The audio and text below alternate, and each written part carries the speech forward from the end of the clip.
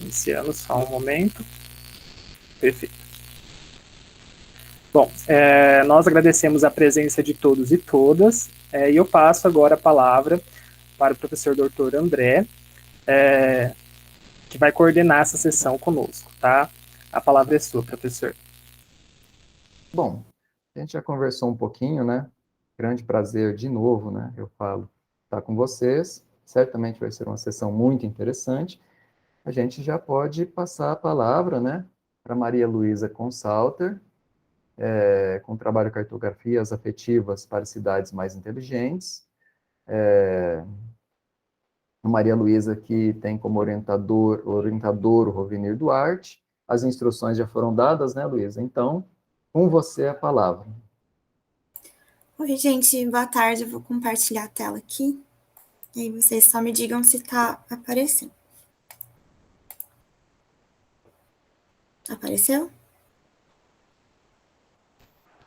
Ainda não, agora sim. Agora sim? Tá bom. Bom, então, como foi dito pelo professor André, o meu trabalho se chama Cartografias Afetivas para Cidades Mais Inteligentes.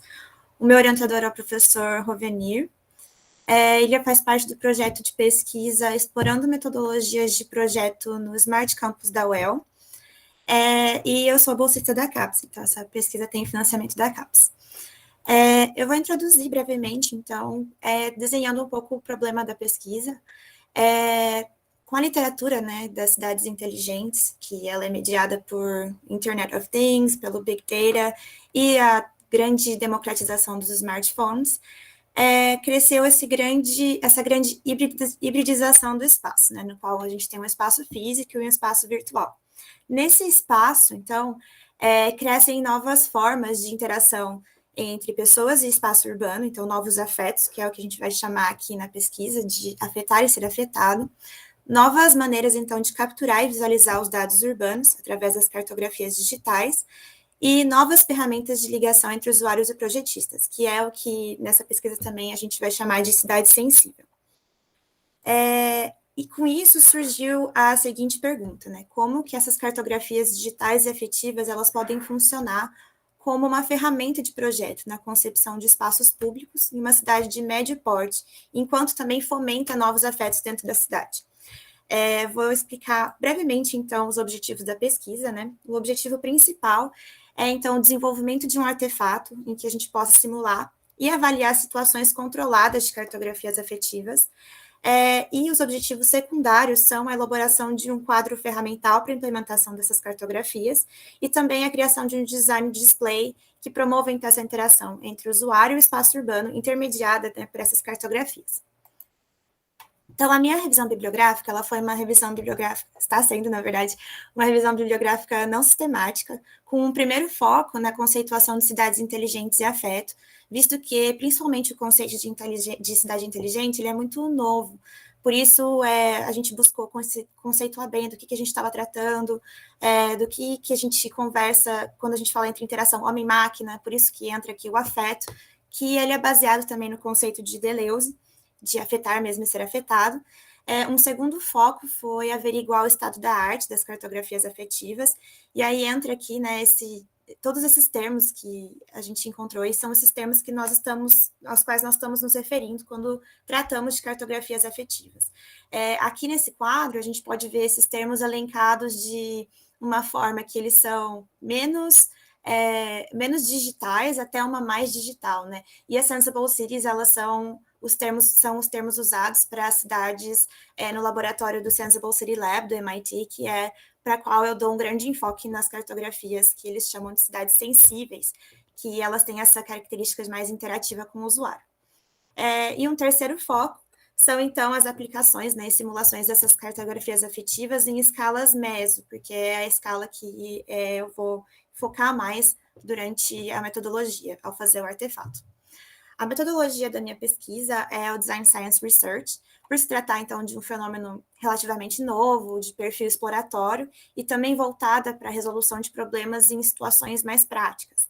Então, esses são os autores aos quais eu me apoio, porque a gente já se apoiou, né, para construir essa metodologia, e ela se pauta no seguinte: então, nós temos a identificação de um problema mais geral, que foi esse problema que encontramos, que eu expus mais nessa introdução. E aí passamos, então, para uma fase de comunicação, na qual a gente busca experts, né, uma entrevista com experts, encontrar um problema mais definido e mais permeado dentro da cidade, por exemplo. Aqui no caso, nós recorremos a experts do IPU, para que eles nos orientassem com relação a esse grande escopo do meu problema de pesquisa, com possíveis soluções que pudéssemos apresentar a partir desse artefato que vai ser produzido logo em seguida. Então, aqui a gente atomiza, né, o problema a partir dessa entrevista com o grupo focal, e aí definimos esses objetivos da solução, né? Quais são os objetivos do artefato que vai ser produzido. E aí, mais uma vez, a gente vai voltar, né? Essa fase da entrevista com o IPU já foi feita, aprovada pelo Comitê de Ética, e então a gente volta novamente para essa etapa de comunicação, a gente expõe o que foi definido como objetivo da solução, e aí, a partir do momento que eles dizem, sim, ótimo, podemos continuar, né, é isso mesmo que nós estamos buscando, então a gente passa para o desenvolvimento do artefato em si, né, que vai ser desenhado, desenvolvido, implementado, né, a forma que ele vai ser demonstrado e avaliado vai ser por meio de uma simulação, né, a gente teve que redefinir várias coisas várias condicionantes, na verdade, da pesquisa, uma vez pelo seu tamanho, porque ela estava se tornando um problema muito grande, e outro problema foi também a pandemia, que ela não possibilitou que a gente tivesse uma maior interação com as pessoas, de maneira a coletar mais dados em loco, né? Então, a gente vai tentar simular uma situação mais controlada, apenas para que a gente tenha, então, depois essa avaliação dos experts e a gente possa validar, né, a prova de valor do artefato. Na primeira entrevista, antes da entrevista com os experts, dentro da revisão bibliográfica, ao entender o estado da arte, foi elaborado esse quadro, né, com alguns princípios básicos dessas cartografias digitais e afetivas, né? Então, elas se apoiam em dinamicidade, responsividade, o domínio de implementação e a vertente afetiva, na qual a gente pode implementar isso. Então, a gente tem dentro da dinamicidade, a gente vai ter uma escala, né? Ou ela pode ser estática, ou ela pode ser dinâmica. E tem essa escala dentro disso, né? Ela tem essa grande possibilidade de trabalhar entre um e outro. Ela pode ser responsiva ou não, né? No caso de uma imediata ou não, perdão. No caso de uma não responsiva, a gente tem os dados todos armazenados dentro do celular. E no caso de uma responsiva imediata, a gente tem dados externos, temporais externos e de usuários também entrando. E os domínios de implementação, como hard e soft, né, que vai ser o hard, vão ser mais ligados a propriedades físicas, a sustentabilidade, a gestão de recursos físicos, e os domínios de implementação soft, eles são mais ligados a recursos humanos, a governança, e aí, consequentemente, a vertente afetiva, ela também está ligada à qualitativa, que é mais ligada ao domínio hard, e a quantitativa, que é mais ligada a esse domínio soft. E aí, tendo isso, né, a gente fez essa entrevista com o IPU, conversamos com eles, a gente fez uma pequena apresentação para que eles pudessem entender brevemente o problema da pesquisa, né, esse problema geral, e dentro desse escopo eles apresentaram para nós alguns problemas muito ligados ao dia a dia deles, como projetistas, né, planejadores da cidade. E aí, dentro disso, a gente pode separar em problemas de pré-projeto e pós-execução.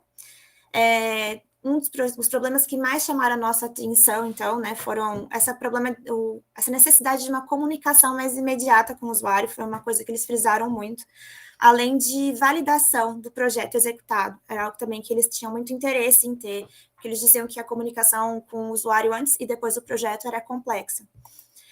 Aí aqui, dentro daqueles princípios que foram elencados, a gente separou os problemas, então, nessas escalas, e os que mais nos interessam são os que se encontram aqui, né, que são dinâmicos, né, com mapas dinâmicos de responsividade imediata, com domínio de implementação soft e uma vertente qualitativa, porque a gente está falando de percepção, a gente está falando de o que afeta o usuário dentro da cidade, e então, por isso, né, a gente gostaria de focar mais nos problemas que estão encontrados aqui. A gente ainda não definiu muito certinho qual problema específico a gente vai tratar, mas a gente já está implementando já estou desenhando, né, o artefato. Trouxe esse desenho bem inicial, na verdade, né, com base na literatura, com o que tem até agora. A gente teria, então, um artefato que seria um aplicativo, né? Esse aqui é o aplicativo que a gente vai desenvolver. E ele funcionaria com inputs, né? E ele geraria esses outputs que seriam úteis tanto para os usuários quanto para os projetistas. E como que funciona, né? De acordo com a metodologia do Sensible City Lab, que temos aqui o Hatch Claudel, Martino e outros autores, a gente encontra um comportamento virtuoso dentro da cidade, e a gente tem inputs cognitivos, né, muito pautado no placemaking, né, no senso de lugar. Então, nós temos inputs cognitivos, né, que são da forma, comportamentais e emocionais. Esse aplicativo, então, ele vai dar esse output, principalmente focando na localização e fluxos das pessoas, nas atividades realizadas no local e nos comentários e imagens que as pessoas postam nesse aplicativo, para a gente dar esse output para os projetistas. Então, a gente sanaria esse problema de comunicação, tanto numa etapa pré-projeto, mas, sobretudo, para validar o projeto deles, que seria a intenção. E é isso que vai afetar o usuário e vai retornar para a cidade, né? Trazendo essa cartografia que afeta e é afetada pelo próprio usuário. Essas são algumas das referências que eu utilizei. E gostaria de agradecer, então, a minha família, ao meu orientador, a CAPES e a todos que apoiaram essa pesquisa de alguma forma. E muito obrigada. Perfeito, a gente agradece a Maria Luísa, né, pela apresentação objetiva, né, esclarecedora. Como que vocês estão fazendo, né? A gente faz todas as apresentações, na programação, as programações estão seguidas, né? E depois a gente tem uma rodada geral, né, de perguntas e respostas, que acho que daí a gente fica mais à vontade, né, para utilizar todo o tempo de um modo bastante livre. Então, agora, além de agradecer a Maria Luísa, eu passo a palavra para a Sandra Cristina. Ela pode compartilhar a tela. A gente começa a calcular o tempinho dela. Vou compartilhar aqui, só vou pedir a confirmação de vocês.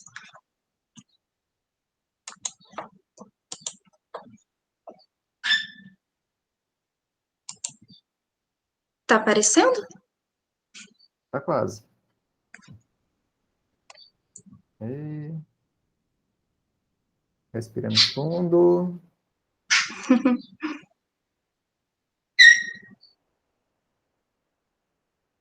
Tá um pouco devagarzinho aqui, tá a apresentação de Sandra Santos, mas ainda tá o teu rostinho aqui, não tá a apresentação em si.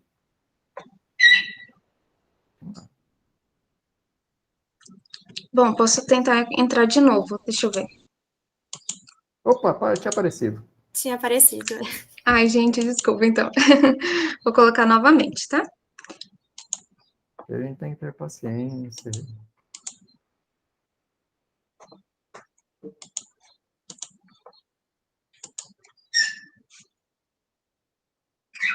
Pronto. Então, vamos dar mais um tempinho. Uhum.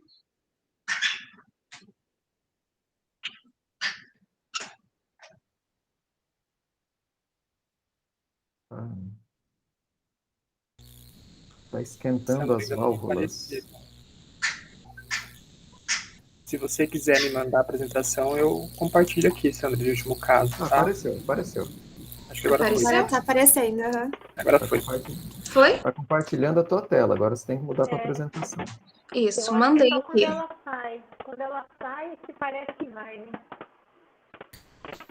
Eu tô com a tela da apresentação. Aparece aí? Não. Não, tá Não. no... Tá a tela, Então tá a tá. tela do Então eu já tô Você mandando. está compartilhando a tela inteira? Tô. Não peguei por janela dessa vez, não. Deixa eu só. Eu vou mandar então pra você, tá, Hilton? Pode mandar no WhatsApp, que é mais rápido. Que eu já compartilho aqui. rapidamente, gente.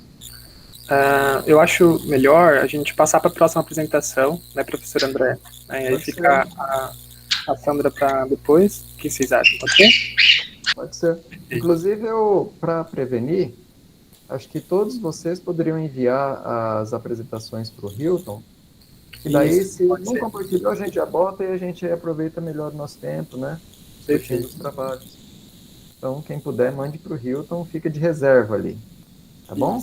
Bom, então passemos a Carolina Faria Freitas. Oi, então eu vou aqui tentar compartilhar, só um minuto.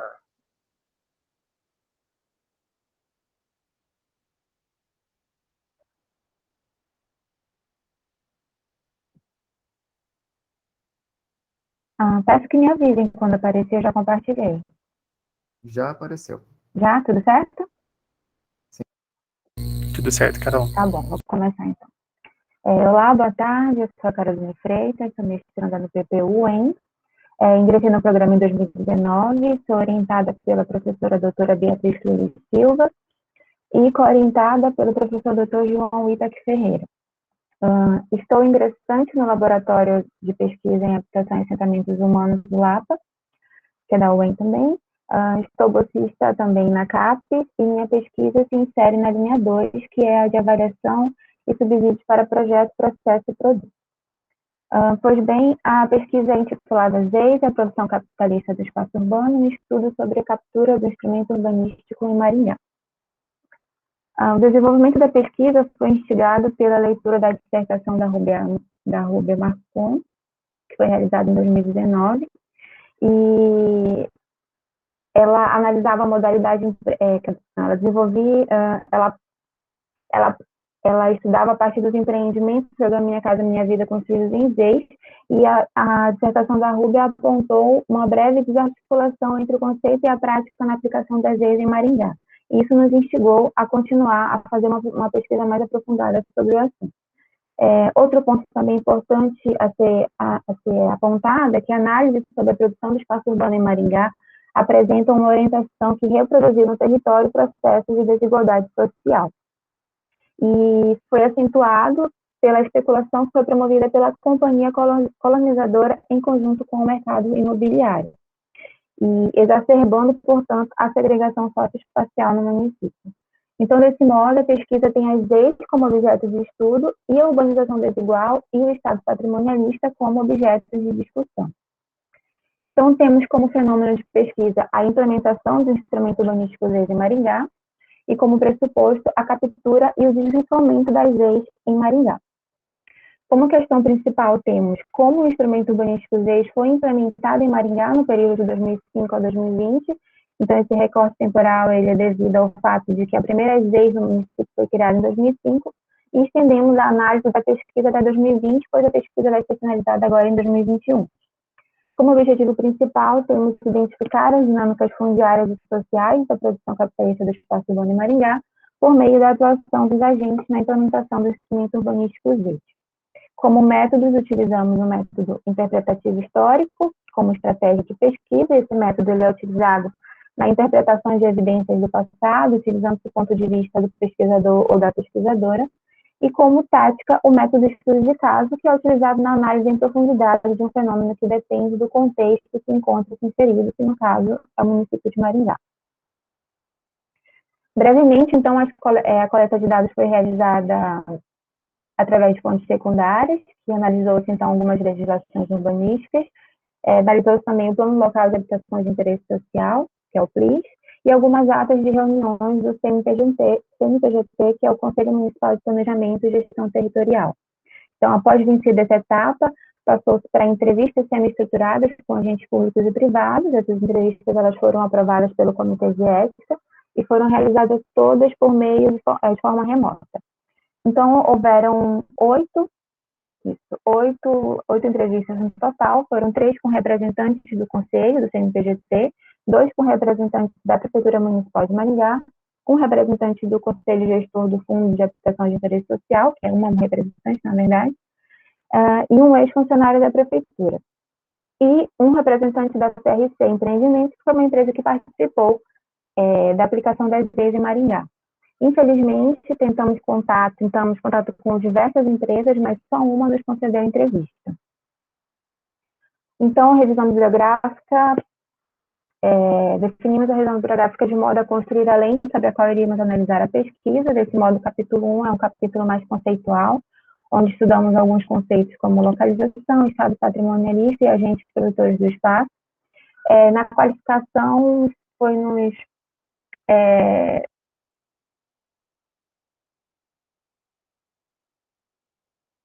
já tivesse uma primeira aproximação com Maringá, então fizemos uma sessão que falava sobre as peculiaridades de criação e a formação da hegemonia empresarial de Maringá. O capítulo 2 já é um capítulo mais teórico e um histórico, e nesse capítulo discutimos temas que antecederam a criação do Estatuto da Cidade, que é a Lei 10.257 de 2001, e esses temas são a urbanização desigual brasileira, a luta pela reforma urbana, e a promulgação da Constituição Federal de 1988. E esse capítulo tinha como objetivo demonstrar o ideário sobre o qual as leis foram instituídas. E no terceiro e último capítulo, que é o capítulo onde nós vamos nos aprofundar no método, no caso em Maringá, vamos estudar, então, a produção habitacional em Maringá, as principais legislações urbanísticas e a aplicação das leis no município. E esse capítulo, ele é o objetivo de identificar, no geral, como o poder público atuou com a produção que foi voltada à população de baixa renda, e também tentar identificar os padrões de alteração e flexibilização das leis urbanísticas, e no final, tentar identificar ou não a presença dos vícios do Estado patrimonialista na aplicação das leis no município de Maringá. Então, esse slide é um slide, um spoiler, digamos assim, da defesa final, porque ela só vai ocorrer daqui a uma semana, no dia 31 de agosto, e foram identificados, então, como resultados, 4 momentos distintos de aplicação das leis em Maringá. Então, no primeiro momento, em 2005, as leis ela está como legitimadora do programa Minha Casa Minha Vida, a segregação socioespacial. Então, nesse primeiro momento, cria-se a primeira lei, que é a 565 de 2005, e somente em 2019 é que é viabilizada a implantação de 4 empreendimentos voltados para a faixa 1 do programa Minha Casa Minha Vida. E esses empreendimentos eles estão localizados 2 em distritos de Maringá e 2 na periferia do município de Maringá. E no próximo slide eu vou apresentar um mapa que vai territorializar esses resultados da discussão. E já no segundo momento, então, entre 2007 e 2009, é o momento que denominamos de inserção urbana e promotora de gentrificação. Então, nesse momento, cria-se algumas leis que desafetam e transformam em leis 18 áreas públicas para viabilizar a construção de habitações de interesse social. Essas áreas elas encontram-se pulverizadas por todo o município, e, além disso, nesse momento também viabiliza-se o projeto de requalificação urbana e social Parques de Santa Felicidade, que é quando há essa gentrificação na área da população residente. No terceiro momento, que já é entre 2010 e 2012, é o momento que denominamos de legitimação do programa Minha Casa Minha Vida e captura para o mercado imobiliário. Nesse momento, então, cria-se novamente algumas leis que viabilizam empreendimentos do programa Minha Casa Minha Vida, faixas 1, 2 e 3. O grande problema é que as leis devem ser disponibilizadas habitações apenas da faixa 1 e não da faixa 2 e 3. Então, isso acaba desvirtuando, é uma forma de desvirtuamento do instrumento urbanístico. Já, então, entre 2018 e 2020, que é o atual momento, quarto e atual momento, denomina-se como nova fronteira para o mercado imobiliário. Então, nesse momento, cria-se chamamentos públicos ex para viabilizar a habitação de interesse social que era voltada para a população com rendas de até 3 salários mínimos. Então, a partir de 3 editais que foram publicados, 84 imóveis encontram-se em análise na prefeitura. E desses 84 imóveis, 11 foram contratados. Aqui é o mapa que eu falei anteriormente. Então, nesse mapa, podemos ver já a territorialização desses 4 momentos distintos de aplicação das leis. E observa-se que as leis em Maringá, então, apresentam sempre localizações periféricas, né, ou próximas ao perímetro urbano ou nos distritos do município, como podemos ver aqui em Floriano, Iguatemi e São Domingos. E isso desvirtua a prerrogativa de proporcionar à população de baixa renda habitações com urbanização consolidada. Então, conforme visto nos 4 momentos de aplicação das leis em Maringá, todos apresentaram de alguma maneira desvirtuamentos que modificaram o ideário e as premissas do instrumento urbanístico. Então, conclui-se que as leis do período estudado, de 2005 a 2020, foi de fato capturada pelo mercado imobiliário, de maneira que as premissas relacionadas ao direito à cidade, que são previstas no Estatuto da Cidade, foram desvirtuadas nas formas de localização e destinação final dos empreendimentos. Como contribuição, a pesquisa apresenta um estudo sobre a produção do espaço urbano em Maringá, a partir da lente da urbanização desigual e do estado patrimonialista, e contribui ainda com análise dos instrumentos urbanísticos leis em cidades médias, que são cidades, né, o porte de cidades que não é muito comum de haverem essas na verdade, que não é a maioria das pesquisas. Aqui são as referências mais estruturantes para a pesquisa, e queria agradecer bem rápido, então, ao PPU pela excelência do programa, pela oportunidade de fazer o mestrado, a minha orientadora, a professora doutora Beatriz Fleury Silva, o meu co-orientador, o professor doutor João Ita Ferreira, pelo conhecimento, pela paciência e por tudo, a CAPES, pelo financiamento da Bolsa, e a todos e todas que de alguma maneira contribuíram com a pesquisa, em especial a querida Sandra Santos, Luana Nishida e Sofia Dami. Obrigada. Ótimo. Vou parar. Certamente a gente terá boas discussões aqui com os trabalhos da Caroline também. Sandra, está a postos? Sim, já estou com a apresentação da Sandra, vou apresentar aqui. Ótimo. Estão indo muito bem, dentro do horário. Vocês estão de parabéns. Me avisem quando aparecer. Está aparecendo a tela, apareceu a apresentação. Apareceu. Tá. Agora com a palavra, Caroline. Bom, posso começar? Perdão, Sandra, confundi Caroline com... Perdão, Sandra. Tem problema não. Bom, então meu nome é Sandra dos Santos, eu sou orientanda da professora Beatriz, e minha pesquisa se intitula Participação Popular nas Políticas Urbanas, Avanços e Limites da Agenda de Implementação dos Planos Diretores Participativos em Cascavel, Londrina e Maringá. É uma pesquisa que ele está vinculado ao LAPA, que é o Laboratório de Pesquisa. Ele também recebe o financiamento pela CAPES e está ligado à linha de pesquisa 2, avaliação e subsídios para projeto, processo e produto. Então, aí eu trouxe uma imagem de como se dá essa formulação do problema. Essa imagem, e me arrisco até a dizer, a formulação da própria nossa trajetória enquanto pesquisadores, que é uma trajetória nem um pouco linear. Então, a gente parte, a minha pesquisa, ela se debruça sobre a participação popular nas políticas urbanas, que vem ao encontro de um dos objetivos do projeto Brasil Cidades, que é um projeto de ação coletivo em diversas cidades do Brasil e que, dentre os seus objetivos, está fomentar a participação popular e a gestão democrática dentro das políticas urbanas. Então, a partir disso, eu vou olhar para os planos diretores participativos, que é onde eu também estabeleço o meu recorte temporal, tendo em vista que ele foi estabelecido pós-Estatuto da Cidade e foi instituído um prazo de revisão de 10 anos entre um e outro, e dentro desses planos diretores participativos eu vou olhar para a política habitacional.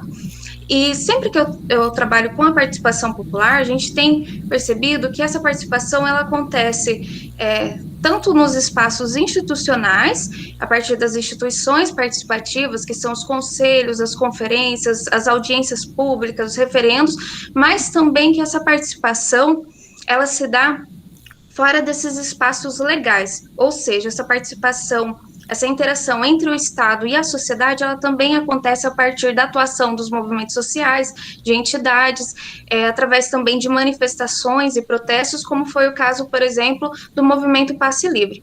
E a partir desses elementos, então, eu parto para um recorte territorial para chegar na formulação do meu problema de pesquisa. Pode passar, Hilton. Então, a minha pesquisa ela tem como objetivo identificar os impactos da participação popular nas políticas urbanas por meio da análise da implementação dos planos diretores em cidades médias paranaenses. O meu recorte territorial, ele se dá em cidades médias. Primeiro, é importante definir o que são cidades médias, então, elas são cidades definidas segundo o seu papel de influência regional, seja econômico ou de prestação de serviço, e ele faz essa ponte entre as metrópoles e as cidades pequenas, e que, diferentemente, não necessariamente cidade média, uma cidade de porte médio, porque às vezes eu posso ter uma cidade de porte médio localizada numa região metropolitana, mas que não exerce necessariamente essa função de cidade média. E quando eu vou, então, identificar essas cidades médias, polo-regionais, a partir dos dados do REGIC, eu então encontro a capital regional B, que dentro do estado do Paraná são 3 cidades, Cascavel, Londrina e Maringá. E como recorte temporal, então, eu tenho a primeira geração dos planos diretores participativos, que em Maringá e Cascavel eles foram aprovados em 2006, dentro dos preceitos do Estatuto da Cidade, e em Londrina em 2008. Pode passar. E aqui eu trouxe de forma bem breve os principais eventos que vêm a conformar esse arcabouço legislativo e institucional da minha pesquisa. Então, eu chamo atenção ali para 1963, para o Seminário de Habitação e Reforma Urbana, primeira vez que aparece esse termo sobre reforma urbana, e aonde os problemas urbanos, sobretudo habitacionais, eles já são levados em pauta para discussão e levantado propostas que são somente retomadas lá em 1987, com a emenda constitucional de iniciativa popular, aprovando assim o capítulo da política urbana.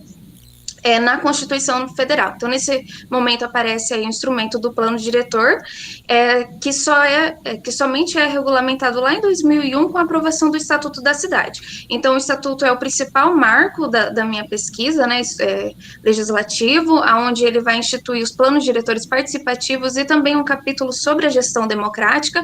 Pode passar.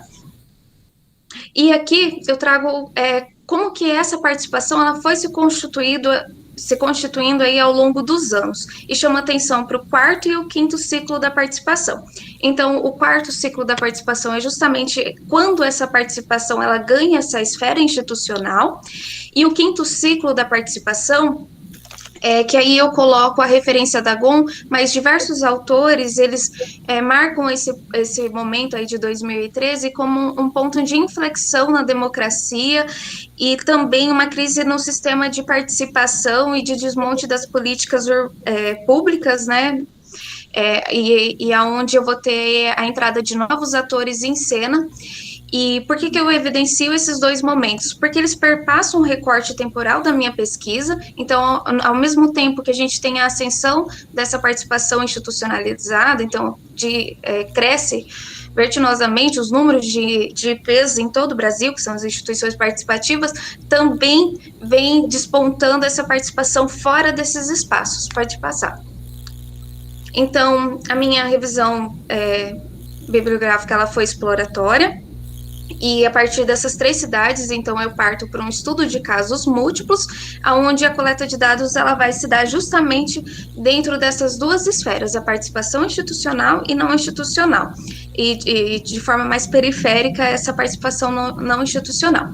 Então, dentro desse rol de instituições participativas, a gente escolheu os conselhos para olhar, porque ele é uma importante instituição de representação das demandas, e por também haver já trabalhos anteriores que utilizaram os conselhos para análise. Então, como eu vou fazer uma análise de 3 cidades, então eu já parto de alguns estudos que já fizeram esse levantamento também sobre os conselhos. Então, eu vou fazer a coleta de dados secundários e primários, dentro da coleta de dados secundários, a partir de atas de reunião, lista de presença, e depois verificar algumas reportagens, eventuais reportagens, e a partir dessa primeira análise que eu vou identificar quais atores que eu vou utilizar para fazer a entrevista. E de forma mais periférica, a participação não institucional.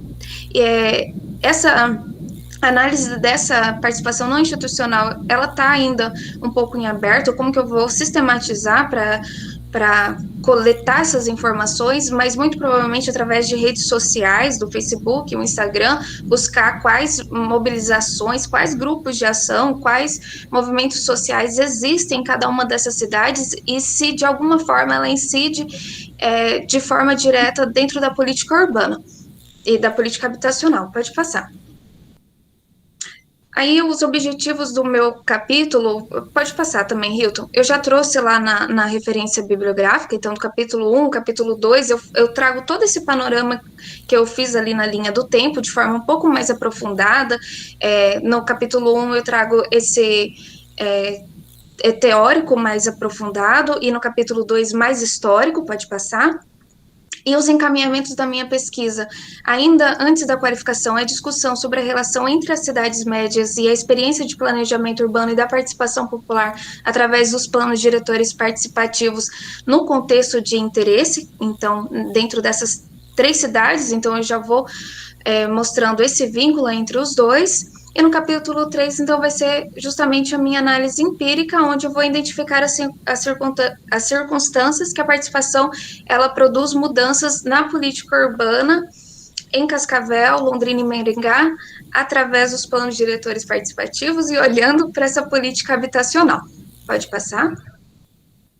E aí, as minhas principais referências e também meus agradecimentos. Então, eu ressalto aqui a questão da CAPES, né, até mesmo pelo corte que está tendo aí nas bolsas de estudo.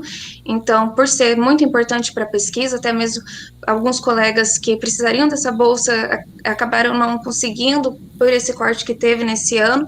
Aos organizadores do evento, do Diálogos, aos colegas do LAPA, em especial, um agradecimento especial à Carolina, que tem me ajudado aí a compartilhar as angústias e desafios dessa trajetória do mestrado, e também, de forma especial, à professora Beatriz, não só pela paciência, mas e por trazer mais inquietações, mas também por me estender esse campo, esse horizonte para além da pesquisa científica. É isso. Obrigada, Hilton. Parabéns pela apresentação.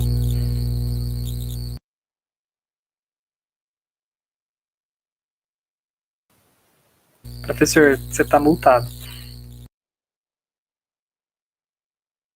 Ainda continua mutado seu microfone. Agora sim. Agora eu tô. Aqui. Eu tinha um arquivo aberto aqui. Esse. Então, pessoal, estamos indo para a nossa quarta apresentação, então, né? Da Tamires, Cássia Barreto Berton. Ela já pode ir compartilhando a tela, né? Densidade, forma urbana e os instrumentos urbanísticos, um estudo de caso em Maringá, Paraná, orientada pelo professor Renato Leão Rego.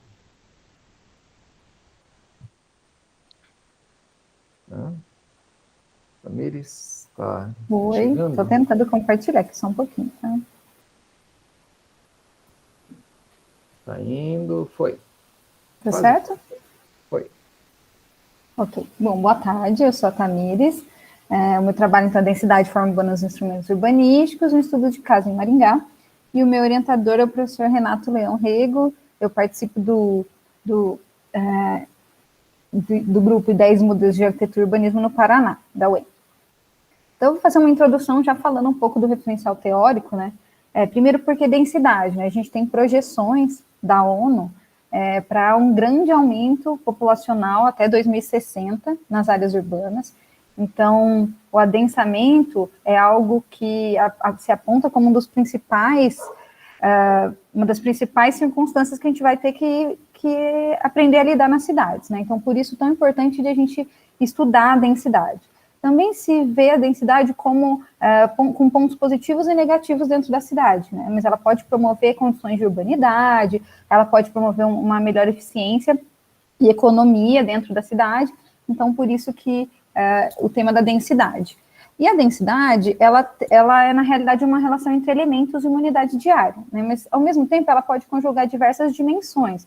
Qualquer elemento que possa ser mensurado ou aprendido dentro do contexto urbano, ele pode ser mensurado através da densidade, né? Então, o que a gente vê é que existem diversas dimensões de densidade, por isso a gente precisa entender melhor sobre esse assunto. Então, a densidade, ela apresenta diversos conflitos, né, no tratamento sobre o assunto. A gente tem uma grande interdisciplinaridade desse tema, a gente tem uma utilização normalmente muito estatística do dado, que torna o dado muito heterogêneo, então ele dá muita distorção se não for usado adequadamente. Tem uma ausência de padrões e métodos convergentes para a realização de cálculos, então, às vezes, a gente está discutindo densidade, mas não está falando sobre a mesma coisa.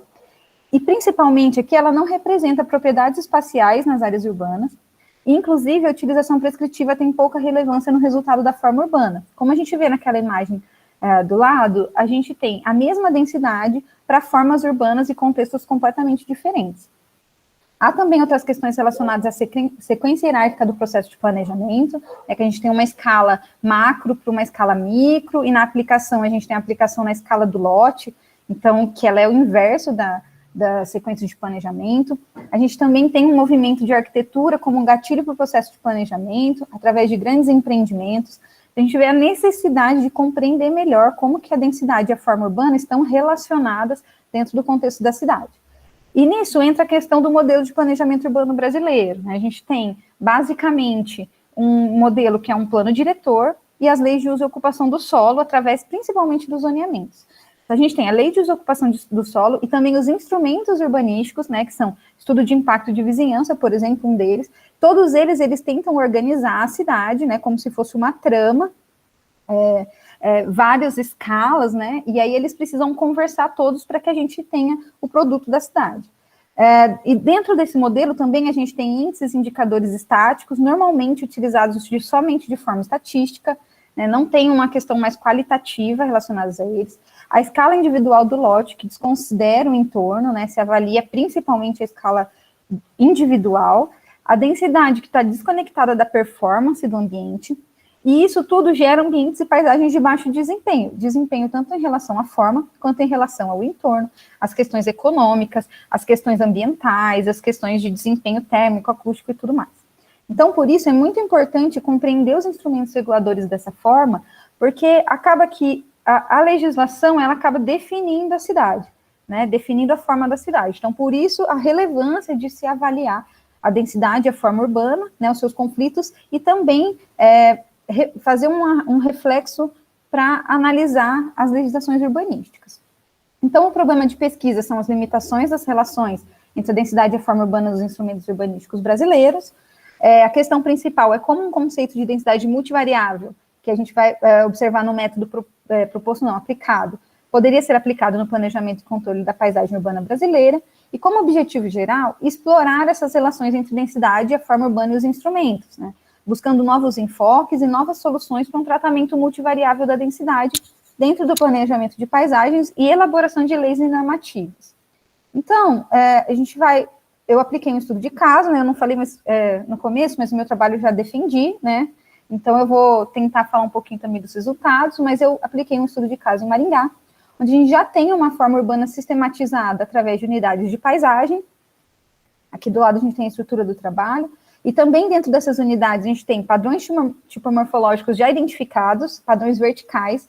Então, principalmente, eu escolhi os padrões verticais, porque normalmente a verticalização anda junto com o adensamento, né, ela não é condição única, não garante o adensamento, mas é comum isso acontecer. E aí foram analisados quantitativa e qualitativamente essas amostras, através do foco da densidade construída, aplicando o método Space Matrix, que é um método que apresenta conceitos, indicadores e métodos de representação, como o gráfico SpaceMate. Então, falando assim por cima, a gente tem um método proposto que considera que a densidade ela precisa ser avaliada multivariavelmente, né, mais de um indicador, né, mais de uma variável deve ser analisada para que a gente possa compreender melhor a densidade, e também de forma multiescalar, em diversas escalas, para poder compreender melhor a cidade.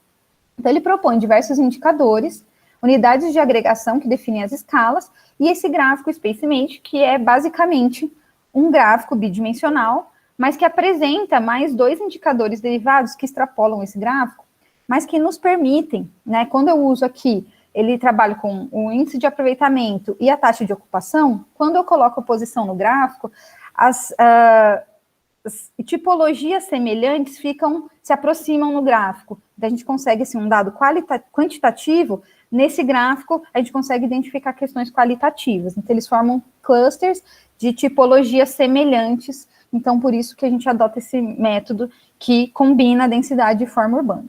Aqui mais um exemplo para mostrar que áreas diferentes do gráfico representam uma paisagem mais ou menos semelhante, tá?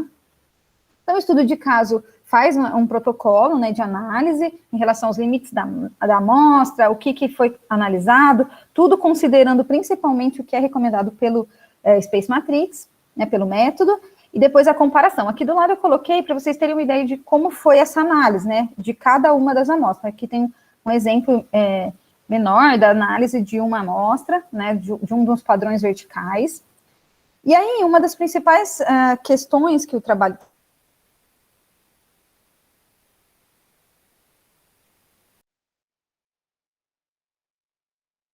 colocados no gráfico, para a gente compreender quais são os tipologias formais que eles estão permitindo. Então, principalmente a conclusão que a gente chega é que o zoneamento, ele traz uma infinidade de possibilidades, então ele não regula muito a forma.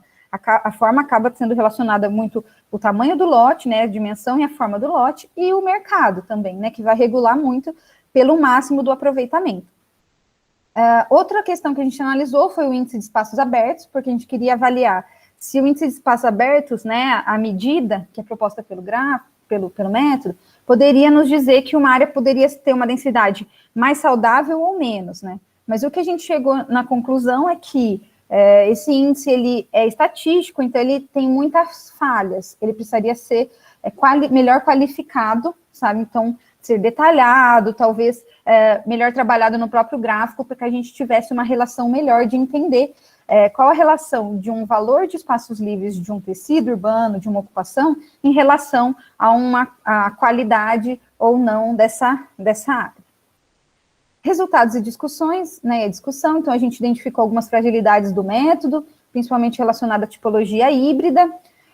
Também a gente identificou potencialidades na aplicação dentro do processo de planejamento, em algumas legislações, principalmente na transição de escalas, por exemplo, de uma lei de escala de plano diretor, por exemplo, a lei de ocupação. Então, assim, eu proponho algumas aplicações para alguns conceitos, e também, esse último gráfico, eu sobrepus todas as permissões desses 4 zoneamentos que eu analisei, identificando ali, ó, torre como ponto, lâmina e embasamento, tipologia híbrida, para a gente tentar ver quais são a gama de possibilidades que esses zoneamentos têm, tá? Então, para usar como um instrumento dentro do processo de planejamento, então tem uma grande potencialidade.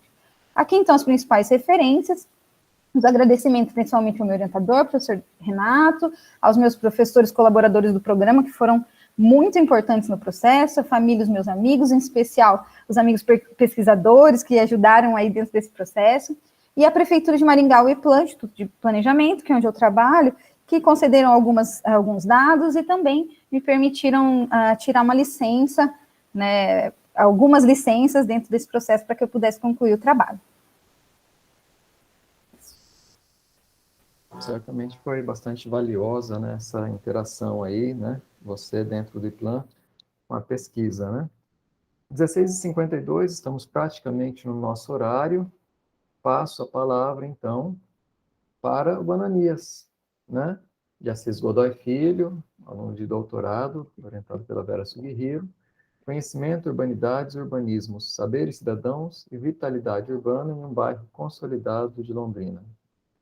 Então, com a palavra, Ananias. Muito obrigado, professor André, mais uma vez.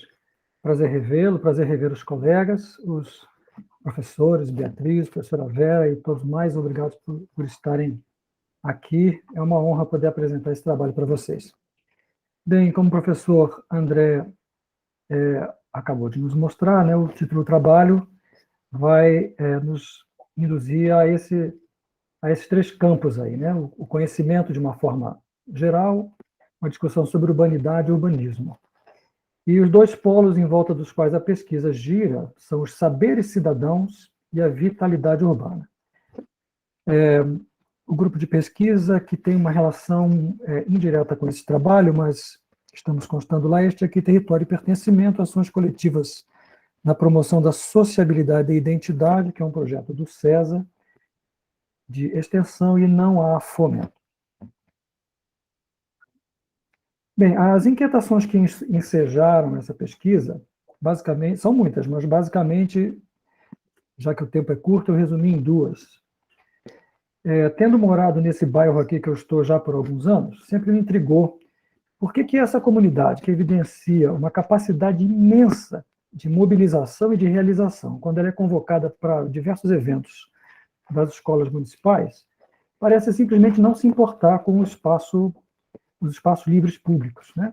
E esses espaços, eles se encontram, em geral, desatualizados, em mau estado, aparentemente sem atrativos, mas ainda assim eles exibem vitalidade urbana, o que parece ser um paradoxo, porque muitos dos estudos de vitalidade urbana elencam uma série de fatores que teriam o poder de atrair e movimentar o lugar. Então, indo agora para a problemática de pesquisa, como eu disse, o tema, basicamente, é a vitalidade urbana, mas nós vamos estudar os seus fatores espaciais em função das suas práticas sociais. O problema de pesquisa é a relação entre os saberes cidadãos e a vitalidade urbana. O que são saberes cidadãos, né? Brevemente explicando essa expressão. Não é o senso comum. Basicamente, é o conhecimento empírico que existe numa comunidade sobre o uso do seu ambiente e que a faz tomar determinadas decisões muito sábias e pragmáticas quando ela é instada a fazer isso e quando lhe são oportunizados os meios de participar. Então, há toda uma literatura sobre isso, principalmente em língua francesa, e essa é a relação que a gente vai tentar estudar. E a questão deriva daí, né? O bairro do Pisa, que é este bairro aqui, em Londrina, qual a relação entre saberes cidadãos e a vitalidade dos espaços livres públicos? O Pisa, só dando uma palhinha aqui, né, em que local de Londrina ele está, então nós temos aqui o centro de Londrina, e ele está aqui na zona sul, nesse pedacinho aqui, que inclui um parque muito conhecido aqui na cidade, chamado Parque Arthur Thomas.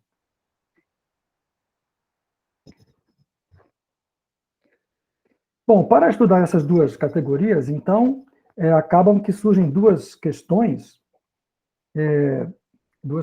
preliminares. A primeira é o seguinte: investigar, né, o que são esses saberes cidadãos na literatura.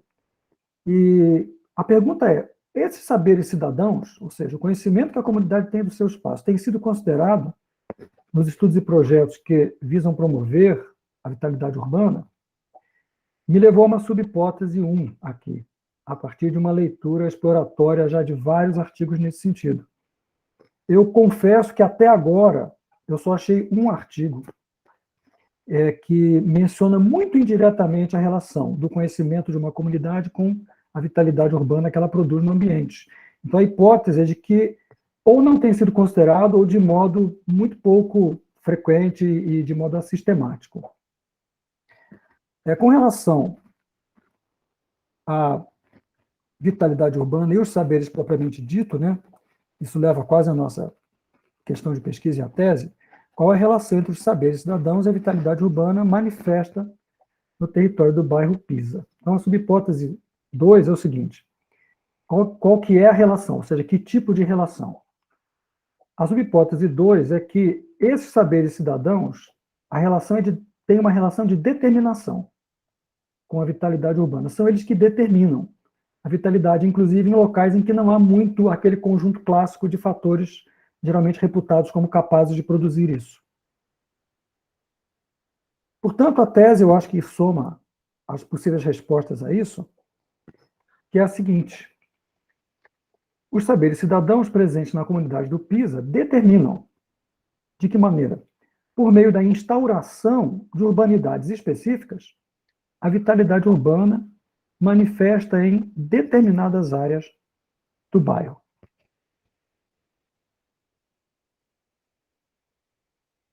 Em breves palavras aqui, qual que é o objetivo do trabalho, né? Basicamente, visa registrar, sistematizar, desvelar e analisar o conhecimento que uma comunidade possui e mobiliza em suas práticas cotidianas no momento em que descreve, utiliza e eventualmente transforma, essa palavra para nós é importante, os espaços livres públicos de seu bairro, visando explicitar a relação entre os saberes cidadãos, como disse, e a vitalidade urbana.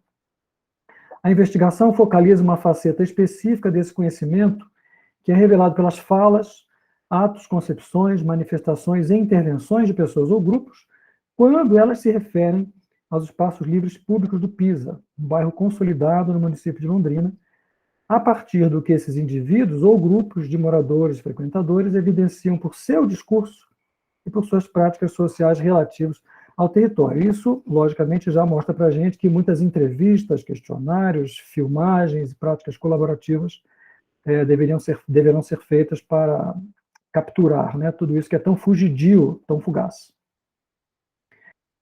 A revisão bibliográfica, ela basicamente vai por categorias, aqui são algumas das que foram trabalhadas até agora, principalmente com relação a saberes cidadãos, esses 3 trabalhos aqui, de Bayeux, Crémin, Ellington e Jacquin, Héloïse Ness, que tem uma bibliografia fantástica sobre isso, principalmente nesse artigo aqui, Natureza e Legitimidade dos Saberes Cidadãos no Urbanismo Participativo. Esse Yves Saint-Omer também ele escreve bastante sobre isso, quando ele discute a diferença entre o savoir citoyen, né, o saber cidadão, e o senso comum. Esse livro da Mary Jane Spinke, né, uma recomendação maravilhosa da minha orientadora, a professora Vera, sobre as práticas discursivas e a produção de sentidos no cotidiano, em que ela traça todo o percurso e a visão, né, epistemológica do construcionismo social na análise desses atos de fala registrados por diversos meios. Com relação à vitalidade urbana, esse eu só estou lendo, começando a explorar mais fortemente no momento, mas esses 4 trabalhos aqui são os mais úteis nesse momento.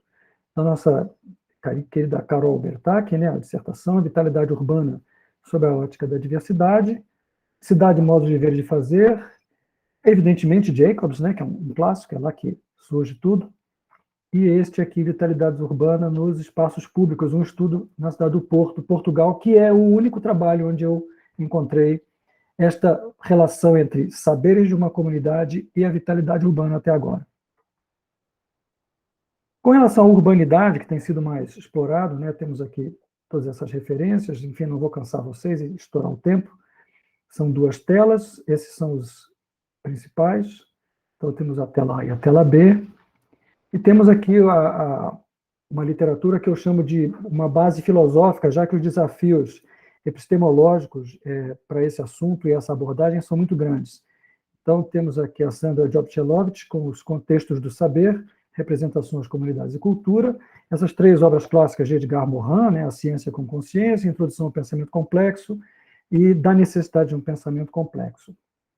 E, em seguida, as obras de Boaventura de Souza Santos, que é basicamente o arcabouço aí de pensar tudo isso, né? Principalmente este aqui, Para Além do Pensamento Abissal, a Universidade no Século XXI, As Ecologias de Saberes e Um Discurso sobre as Ciências na Transição para uma Ciência Pós-Moderna, que são textos bem conhecidos, mas que dão essa base. A metodologia adotada para isso será, eu digo será porque infelizmente devido à pandemia não se concretizou, não começou, será uma pesquisação nessa modalidade da investigação e intervenção. A pesquisação é uma modalidade de pesquisa em que ela sempre tem 2 objetivos muito claros. O primeiro, sem o qual ela não existe, que é o objetivo de transformação. Essa meta de transformação pode partir de uma iniciativa da comunidade ou pode partir do meio acadêmico, seja através de um indivíduo ou de uma equipe. E o segundo objetivo de uma pesquisação é o desvelamento do conhecimento neste processo. Então, o espaço metodológico para a pesquisa de campo, basicamente, é os clássicos, né? Contatos com membros da comunidade, principalmente com foco nas reuniões de pais e mestres das escolas locais, naquelas reuniões que eles promoviam, contatos com a associação de moradores e participação nas reuniões, entrevistas, questionários, conversas informais. Durante o período também, convocação para sucessivas rodadas de seminários em reuniões de apresentação de resultados parciais e totais, grupos focais, práticas de mapeamento colaborativo, transcrição e análise dos atos de fala através de técnicas de análise de discurso e mapas de associação de ideias para auxiliar no desvelamento da produção de sentidos, de uma transformação do ambiente construído a partir do projeto da comunidade e não do que eu acho que deva ser para lá. Bem, como se trata de uma pesquisação, temos o início previsto da pesquisa de campo para o primeiro semestre de 2020. Tendo se tornado inviável, o início da pesquisa de campo foi esperançosamente jogado para o segundo semestre de 2020, não foi possível. Ele foi chutado para o primeiro semestre de 2021, também não foi possível. E agora esperamos que, após a qualificação, que deverá acontecer em outubro ou novembro, a gente inicie finalmente a pesquisa de campo, sujeita a adiamento em função do espraiamento da variante Delta e da vacinação lenta, o que pode inviabilizar a pesquisa por completo e me forçar a tomar um outro rumo. Bom, resultados de discussão ainda não temos, porque não há resultados. Os resultados advirão da pesquisa de campo, que é o que provoca a transformação para que se conheça o processo. E os meus agradecimentos, principalmente à professora Vera Sugihiro, que está me encaminhando através desse caminho extremamente complicado e, ao mesmo tempo, tão fascinante, pela ajuda que a professora Milena tem me dado nos textos e nas visões, a todos os professores do PPU, né, desde o mestrado. Eu sou aluno da primeira turma do mestrado, tive o prazer de ser aluno do professor André lá em 2011, 12, e agora estou aqui no doutorado, aos colegas do PPU e aos cumprimentos à comissão que organizou esse evento fantástico. Muito obrigado e até a próxima. Maravilha, parabéns. Um grande desafio trabalhar a questão da vitalidade, né? Justamente logo começando a pandemia, né? Verdade, professor. Da urbanidade, vitalidade, nesse contexto, né, da pandemia, e ao mesmo tempo é extremamente necessário, pertinente e desafiador, justamente pela condição que torna, né, isso aí tão importante, né? Mas agora, pessoal, a gente chega ao fim das apresentações. Eu parabenizo a todos, né, por vários aspectos. Pelo respeito aos horários, né, pela objetividade, isso foi muito agradável, né, mas ao mesmo tempo pela qualidade dos trabalhos, pela consistência das apresentações, né, pelo conteúdo metodológico, pela boa condução aí de cada uma das pesquisas, né, a gente percebe que existe um delineamento, a gente percebe que existe uma reflexão, um raciocínio, né, uma construção que tem muito a ver com pesquisa, né? E a gente fica muito contente, né, de estar coordenando uma sessão como essa, né? Bom, é claro que eu vou passar a palavra para vocês, né? O primeiro trabalho, ele mostra uma perspectiva. Todos eles eu acho que precisam conversar, né? O da Maria Luísa Consalter, trabalhando a questão dessas cartografias, né, afetivas, junto com essa ideia dos espaços híbridos, né, certo? Do espaço virtual e do espaço real, abrindo, parece que são possibilidades tecnológicas, né, mas é muito mais do que isso, né? Não é só uma questão de inovação tecnológica, mas é justamente como que a cidade é vivenciada, como que a cidade é construída, produzida, né, certo? Né? Na verdade, esses instrumentos não é só uma questão de smart city, né? Mas é um instrumento que a gente precisa usar para descobrir que cidade que a gente quer e qual é a cidade que a gente pode produzir, né? Enquanto coletividade. Então, na verdade, eu acho que é uma questão que é muito parecida, ou melhor, que dialoga muito com as questões da Sandra e da Caroline, né? Certo? Que tem a ver com a dimensão mais direta, né, material, concreta da habitação, né, do plano diretor, dos instrumentos de planejamento, que igualmente, né, sempre só tem sentido, só fazem sentido quando colocadas nesses termos, né, ou seja, que cidade a gente deseja, qual cidade a gente pode produzir, qual a cidade a gente quer, né? Então, na verdade, os trabalhos da Sandra, da Caroline e da Maria Luísa, desde um primeiro momento, né, parecendo talvez um pouco diferentes, né, eles embutem questões aí que são muito afins, né? Seguindo em frente, a gente tem a Tamires, né, quando ela usa, né, o Space Matrix, né, e outros instrumentos para trabalhar aí essa questão da densidade, junto com taxa de ocupação, coeficiente, os índices todos, né, também está, né, fazendo algo aí que dialoga muito com as outras três apresentadoras anteriores, né? Então, até aqui, pelo menos, né, eu fico muito instigado a refletir sobre como todas essas pesquisas podem dialogar, como que essas pesquisas todas elas podem estar se aproximando no sentido de produzir essa cidade do século XXI, né? Especificamente no nosso caso das cidades médias, né, de Maringá, Londrina, né, certo? Que coloca peculiaridades, né, características específicas que também merecem ser consideradas. A gente vê isso no trabalho da Maria Luísa, da Sandra, da Caroline, também no trabalho da Tamires, né, essa coisa da cidade planejada, né, das unidades de paisagem. É uma cidade que tem legislação, né, que ela é aplicada, né? Ou seja, você aprova o projeto com tal taxa de ocupação, com tal coeficiente de aproveitamento, né? Certo? É uma situação bastante regulamentada, ao contrário das principais metrópoles aí, né? Das maiores cidades brasileiras, em que você, não, me parece, não tem essa possibilidade, né? Do fiscal ir lá, conferir se, né? Certo? Está de acordo com o projeto que você aprovou na prefeitura e tal, né? Finalmente, o Ananias, né, que parece que fica um pouco à margem, principalmente na minha fala, mas que não é verdade, né? Ou seja, a questão da vitalidade, da urbanidade, né, e do urbanismo, talvez remeta, né, a dimensões teóricas, né, certo? Reflexivas, filosóficas, né, como ele mesmo aponta, né, certo? No trabalho dele. Eu acho que parte daí, né, dessa dimensão mais ampla, certo? Para chegar também em alguns instrumentos, né? Certo? O Ananias vai poder comentar um pouco mais, né, depois. Mas, bom, o que é o conhecimento, o que é vitalidade, o que é urbanidade, urbanismo, o que é vitalidade, né? Conceituar tudo isso aí, certo?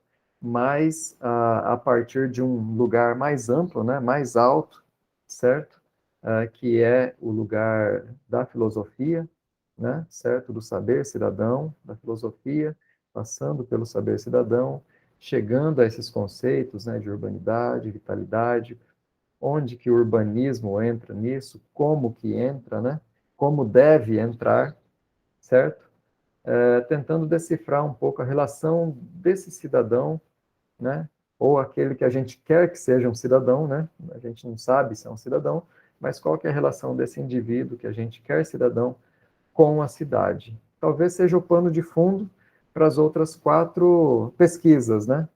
Certo? Eu acho que, então, a leitura, né? Ou a proximidade, né, de todas as outras 4 pesquisadoras com Ananias acaba sendo também super frutífero. Por quê? Porque no fundo de todos por trás de tudo isso tem o indivíduo, né? Eu tenho falado aqui assim, qual que é a cidade que nós queremos, qual que é a cidade que nós podemos, queremos, né, produzir, né? Eu acho que o Ananias informa muito, né? Certo? Essas perguntas que eu acabei, ou que eu venho fazendo aqui, né?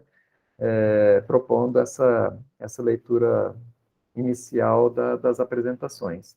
Mas agora eu gostaria de passar a palavra para vocês, né? Eu acho que é o mais importante, depois dessas apresentações bastante objetivas e interessantes, né? Eu acho que vocês devem aproveitar para trocar umas figurinhas, né? A professora Beatriz, né? Os próprios apresentadores, todos os nossos colegas aqui que estão nessa sessão, que para mim tem sido muito interessante. Então, por favor, a gente já tem aqui a Beatriz, a Janaína e mais uma pessoa, que é a Tamires. Então, por favor, professora Beatriz. Boa tarde. A Tamires se manifestou antes. Pode falar, Tamires. Ela colocou no chat. Tudo bem, Bia? Eu vou talvez, tentar fazer o link que o professor André falou, o que eu enxergo que seria mais a relação entre as nossas pesquisas, né?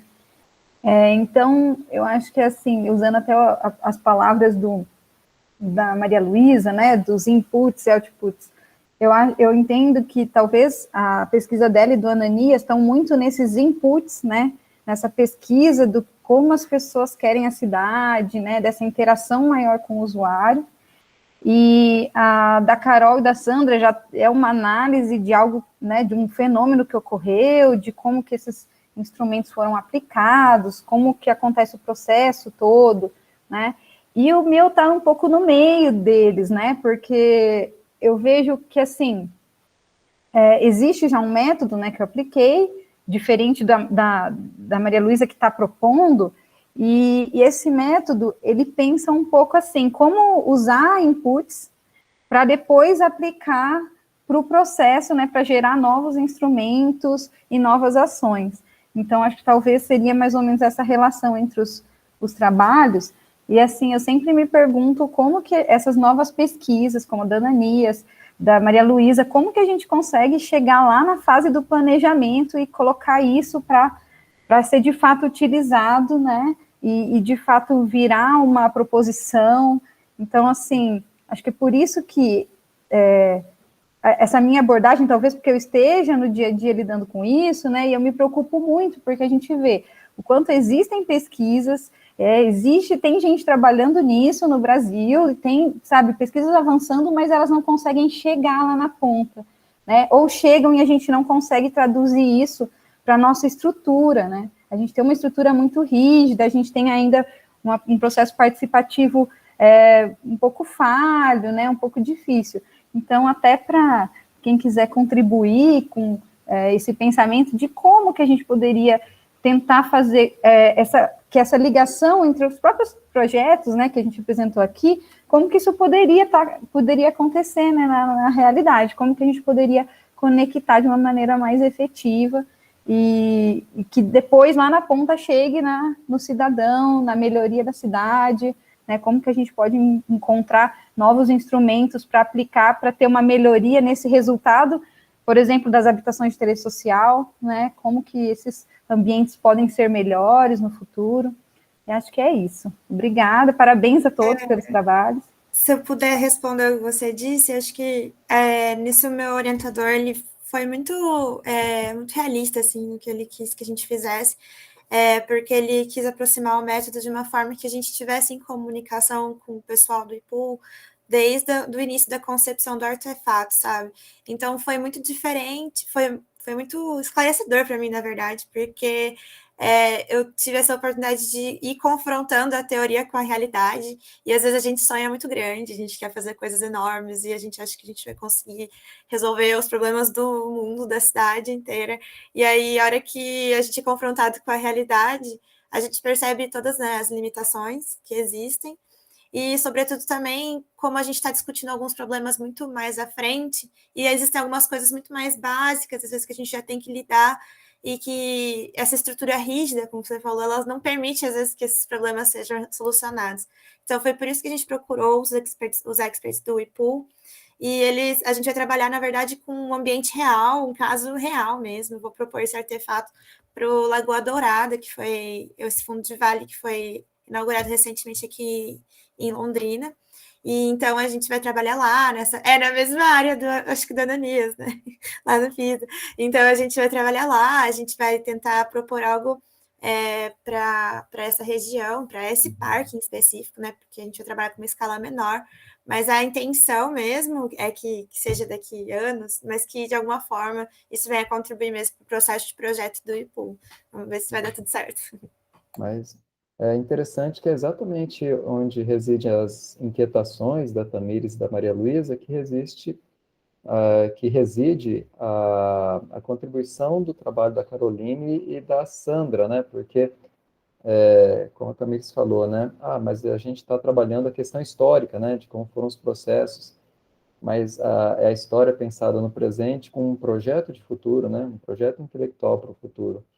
E realmente o foco, né, dessa recuperação histórica é justamente a realidade dos processos sociais, né? Como que isso acontece na prática lá do processo participativo, né? Que vai trabalhar lá o plano de habitação, o plano diretor, né? Certo? Como que, na verdade, esses diferentes agentes, né, políticos, empresariais, empreendedores, os movimentos sociais, como que a interação real deles, certo? Nesse processo de produção da cidade, né? E que nesse processo que hoje em dia é cada vez menos com a planta, né, com aquelas manchinhas, né, do mapa, e é mais, cada vez mais, com esses instrumentos que a Maria Luísa e que a Tamires estão trabalhando, né? Ou seja, certamente seria muito interessante uma ponte, né, aí entre essas diferentes dimensões da produção do espaço da cidade, né? Então, daí a gente tem a Caroline, a gente tem a Sandra aí, que podem estar comentando, né? E também depois uma segunda rodada, né? Com a Beatriz e com o pessoal que tem levantado a mão aqui. Né? Querem comentar alguma coisa, Caroline e Sandra? Acho que por enquanto não. Eu acho que vou dar a palavra, né, Beatriz? Eu tenho várias pessoas que estão na fila. Pode ser, perfeito. Eu Eu não acho que é a sei, Janaína, depois eu, depois a Beatriz, pela ordem. então, por favor, Hilton, agradeço muito o seu auxílio na organização da ordem, porque a ordem não está aparecendo para mim aqui. Eu acho que, na verdade, é a professora Beatriz, né, primeiro, aí depois a Janaína e, por fim, o professor Ananias. Então, por favor. É que eu tive que sair e voltar, perdi a fila. Mas obrigada por segurar o meu lugar na fila. Bom, eu vou rapidamente aqui, tem um pedido da comissão, eu sou da comissão, mas não sou da parte dessa questão, para falar um pouquinho do laboratório rapidamente, né? Nosso laboratório de pesquisa ele já foi parcialmente apresentado, porque sábado teve uma discussão, né, da área de tecnologia e madeira, que o professor Ricardo também participa, né? Somos eu, ele e o Azuma, Maurício Azuma, nesse laboratório, e também o Jorge Daniel, da UEL, né? Então já é um laboratório que já nasce com esse espírito associado. O foco é a habitação, é o habitat, né? É os impactos desse habitat, ou como ele vem se constituindo. Então, as pesquisas têm seguido no sentido de avaliação de políticas públicas, políticas urbanas propriamente dita, né? E agora com uma leitura aí para a participação popular que ampara, que é parte da construção dessa política urbana, no caso, que o nosso foco é a urbana, mas especialmente, e porque a Sandra está com foco na moradia, porque a moradia é o que perpassa o laboratório, né? Então, como que, sob o aspecto da participação, a gente também tem conseguido ou não construir uma boa política habitacional. O Hilton, que está aí só de mestre de monitor, também está no grupo, é o Calouro, junto com a Henriette, e ele também vai abraçar um desafio aí, grande, talvez na medida do Ananias, mas não por conta da pandemia, porque eu considero que o desafio do Ananias é grande, mas buscando entender a possibilidade de nós acessarmos a moradia sem a propriedade privada, né?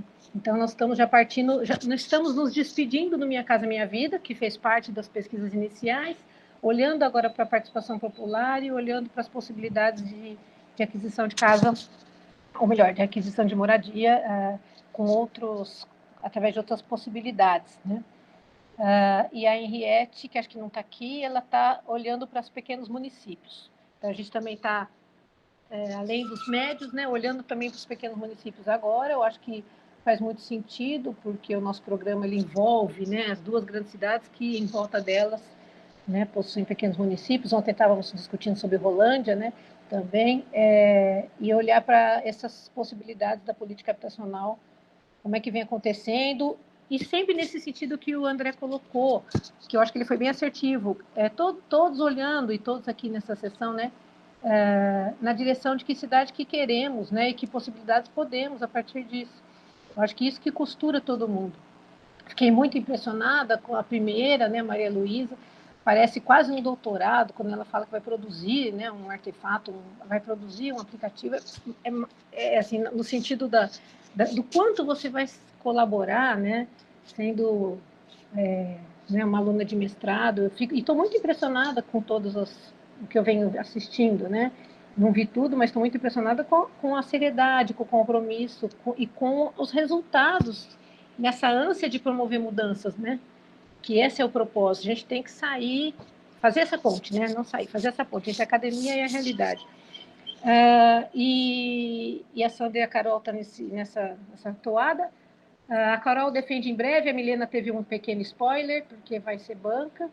E eu queria fazer um comentário só breve em relação a Ananias. Eu não sei se você...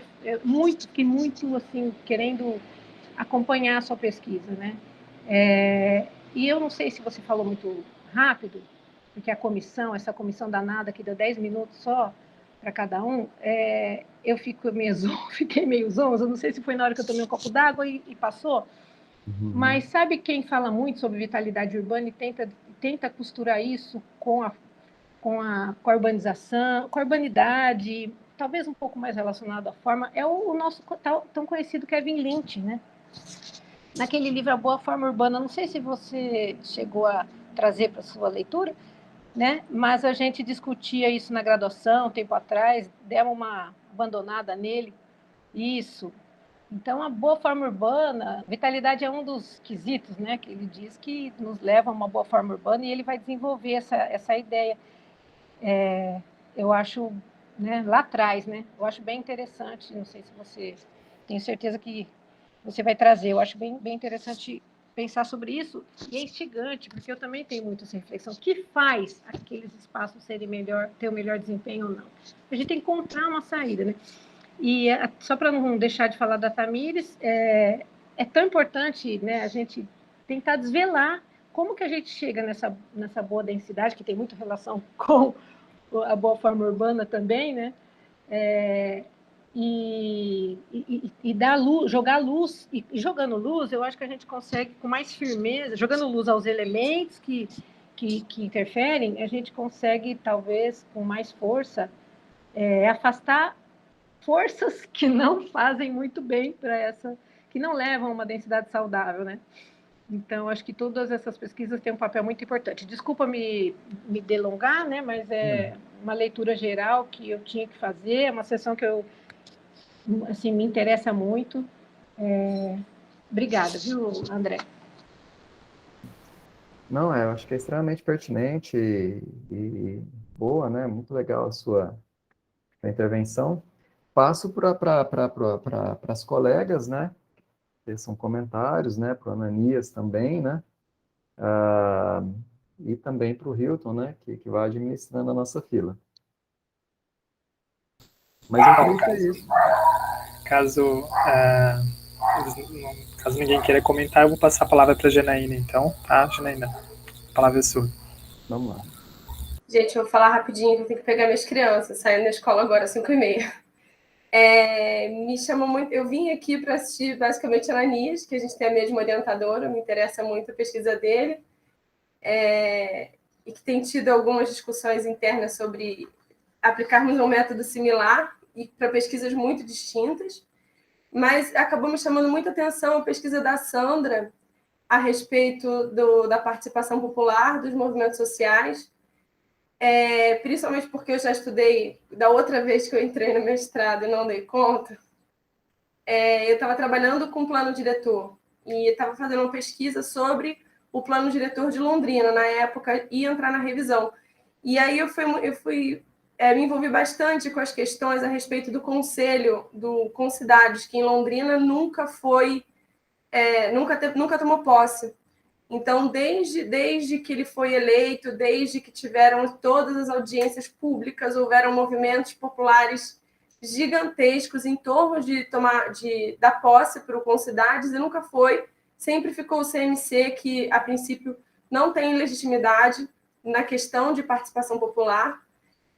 E aí eu queria entender assim, como é que vocês abraçam isso, uma vez que Londrina me parece muito distinta de Maringá e Cascavel nesse aspecto, né? Uma vez que o nosso conselho do Concidade nunca tomou posse, e se vocês estão incluindo também os outros conselhos populares quando falam em participação popular, porque aí tem, por exemplo, hoje na minha pesquisa eu estou muito em contato com o CEMAS, né? Que é o Conselho Municipal de Assistência Social, e o de Direitos Humanos também. Porque, como eu estou trabalhando com população em situação de rua, existe a participação nesses conselhos, e são conselhos fundamentais quando a gente está tratando desse segmento, e que afeta diretamente a cidade em vários aspectos.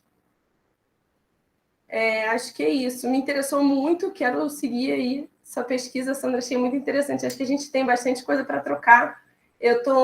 Como eu estou trabalhando com população de rua, estou estudando alguma coisa de movimentos sociais nesse aspecto. Então, eu fiz uma análise entre o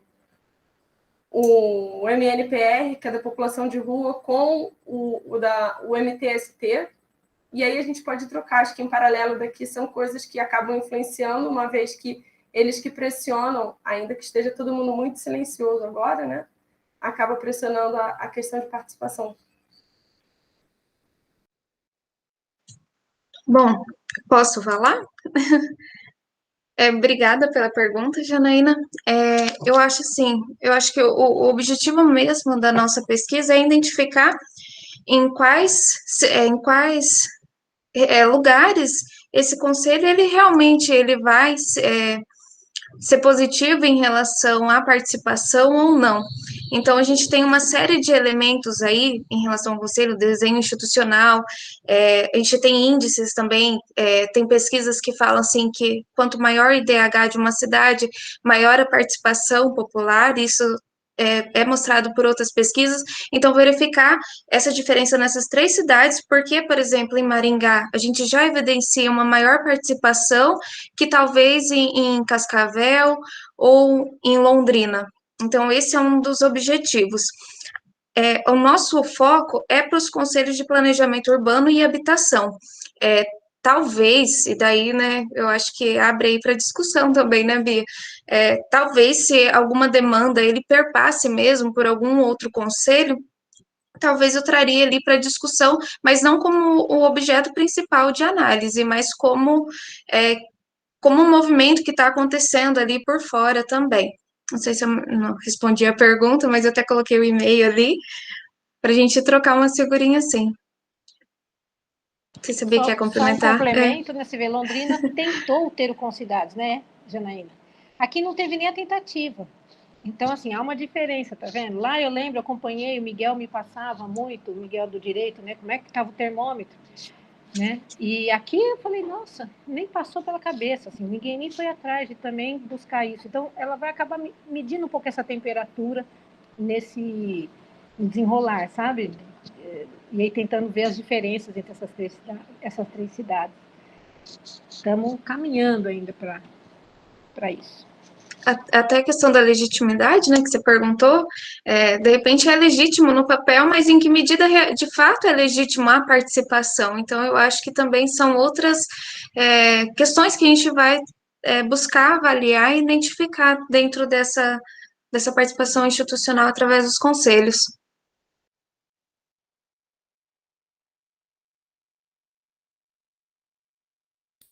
Professor André, o microfone. A gente não quer atrapalhar os outros com o ruído. Mas é interessante essa interlocução, né? A questão que a Janaína coloca, né? A partir da trajetória, da experiência dela, né? Como é que, na verdade, os outros conselhos e também as outras instituições, né? Ou seja, é claro que a gente precisa recortar sempre, né? Ali o nosso universo para dar conta e para elucidar alguma coisa, né? Certo? Talvez um doutorado, né? Lançar um olhar aí mais holístico a toda essa dimensão aí do processo participativo. Então, é claro que vocês têm horizontes aí extremamente instigantes, né? Certo? Para trabalhar essa questão, né? E, de novo, né? Quando a própria Bia, vocês comentam, né? O Ananias está conversando com vocês também, né? Certo? Porque, na verdade, a questão a partir da qual ele começa a sua pesquisa é justamente a questão da participação, né? Pô, esse pessoal aí, como quem diz, né, tem um IDH alto, era para ser o pessoal mais participativo, certo? Por que que, na verdade, você, quando se fala de espaços públicos, né, certo? Essa participação, não tanto a participação, mas o envolvimento, né, certo? Ele não acontece, né? Claro que daí tem questões culturais, né? Imagina como que, na verdade, esses universos são tão amplos, né? Se a gente começa a falar, assim, quase que dos aspectos da nossa formação nacional, né? Lá na colônia, por que que nós somos, assim, tão patrimonialistas, né? Privatistas, né? E a gente sempre pensa o privado, ou seja, o universo, né? Certo? Das nossas pesquisas são muito amplos, acho que até o Ananias, ele é um pesquisador que tem muita consciência disso, né, e traz sempre referências, né, da filosofia, né, da teoria do conhecimento, que são aí super, super interessantes também, né. Mas eu acho que alguém ia falar, me perdoem aí o parêntese. Ananias, a palavra está com você. Como já está avançada a hora, eu vou ser bem breve. Professora André, muito obrigado mais uma vez pelas palavras. Eu tinha anotado aqui dois agradecimentos, uma congratulação e 2 perguntas. Então, eu vou ficar somente com os agradecimentos e congratulação. As perguntas eu faço depois pessoalmente para as colegas. Professora Beatriz, muito obrigado pela dica, muito obrigado por esse caminho que você abriu para mim aí na sua fala, e realmente, né, o Lynch é um daqueles clássicos, junto com Jacobs e Cullen e outros desse tipo, e atualmente o Saboia também, Holanda, o Heingans e o grupo dele no Rio, né, muito, muito interessante, de alguma maneira, como essa parte eu estou me aproximando agora na leitura, mas já está separado aqui. Muito obrigado pelo seu comentário. Não posso deixar de agradecer a Janaína por toda a ajuda que ela me deu em um momento muito crucial de recomendar para mim uma disciplina de antropologia urbana na UFSC, que está absolutamente abrindo portas incríveis. Janaína, super obrigado pelo coleguismo, pela ajuda. E, Tamires, parabéns, fiquei feliz de saber que nós trabalhamos juntos lá no ano de 2019, fiquei feliz de saber que você já defendeu, né, já está com o seu título, com um trabalho tão bacana, dá muita satisfação. Bom, eu ia perguntar para a Maria Luísa e para a Caroline, mas depois por e-mail. O tempo está acabando. Muito obrigado, gente. Ótimo. Hilton, você me permite, já que eu sou da comissão, fazer só uma saudação aqui? A vida é cheia de encontros, né? Embora haja tantos desencontros pela vida, como diz o poeta, queria saudar também o Rinaldo, que está aí, que é meu colega de turma, lá dos idos da década de 90. Bom te ver aí, Rinaldo, mesmo atrás dessa bolinha. E Ananias, né? Rever, colega de departamento, né? Eu tenho uma saudade eterna de você. Ô, Bia, Oi, Rinaldo. Muito legal. Só olhando aqui, estava Rinaldo. tentando abrir aqui a bolinha, mas estava difícil a bolinha de abrir aqui. E bom te rever também, muito legal. E Heloísa, minha amiga, colega também, viu? Muito legal te ver aqui hoje. Sem contar os demais, que a gente se encontra sempre, né? Milena, André. Só uma saudação, a gente se empolga, desculpa. A gente fica só nos 9 quadradinhos aqui, né, que a gente consegue ver, mas eu vi rapidamente a Milena, eu vi ali a presença do Rovenir, tantos colegas, né, num momento aí que eu vi aqui embaixo, tinha cerca de 35 pessoas, então a gente fica muito feliz, né, de ter essa presença expressiva dessas pessoas tão importantes para nós aqui na nossa sessão, né, Bia? Eu não sei como funciona, não sei qual que é o horário, daí eu perguntaria para o Hilton, também para a Bia, né, para a gente organizar talvez a nossa reta final, as inscrições, as perguntas, qual que é o nosso tempo limite. Isso, professora. Na verdade, a gente estourou um pouquinho o tempo limite, mas a discussão foi muito rica, né, foi muito bom ouvir vocês, então com certeza foi muito proveitoso. Eu vou encaminhar agora para o encerramento, tá? Já encerrei aqui as questões no chat, tá? Tenho algumas instruções para passar, né, no encerramento agora da sessão. Primeiro, gostaria de agradecer, né, a presença de todos e todas, a participação dos apresentadores e apresentadoras, né, que compartilharam aí suas brilhantes pesquisas aqui conosco nessa sessão, né, todos os esforços dedicados à pesquisa aí nesses anos, tá? Gostaria de agradecer principalmente ao professor Dr. André Augusto de Almeida, por ter aceito esse convite de participar conosco, né, coordenar a nossa sessão, e pela disponibilidade também. Vou agora, nesse momento, encerrar a gravação, tá? Lembrando que a gravação a gente vai disponibilizar posteriormente no canal do PPU. Só deixa eu agradecer o pessoal. Claro sim. Aí eu encerro depois da gravação. Perfeito. Não, pessoal, então é um grande prazer, né? Fiquei muito feliz aí de estar coordenando essa sessão, de estar com todos vocês, né? O nosso tempo acabou, mas eu acho que foi extremamente interessante, foi uma sessão muito boa, né? Muito produtiva, né?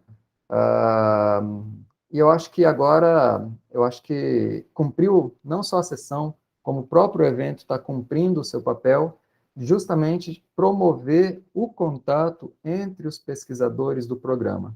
Então, eu desejo que essa sessão tenha sido um bom começo, né? Que tenha sido mais uma ocasião em que vocês possam ter se encontrado, trocado ideias, referências, né, interesses, e que vocês continuem aí agora pelas redes sociais, né, certo? Em contato, continuando essas belíssimas pesquisas que vocês estão fazendo. A todos os que estão conosco aqui, né, um grande abraço, né, a Fabrícia, alguns alunos não regulares que eu também vi aqui, ou seja, toda uma comunidade que é muito bonita, muito interessante, que a gente esteja sempre junto aqui no nosso programa, né? Um abraço a todos. Muito obrigado. Obrigado, professora André. Vou interromper aqui a gravação. Eu só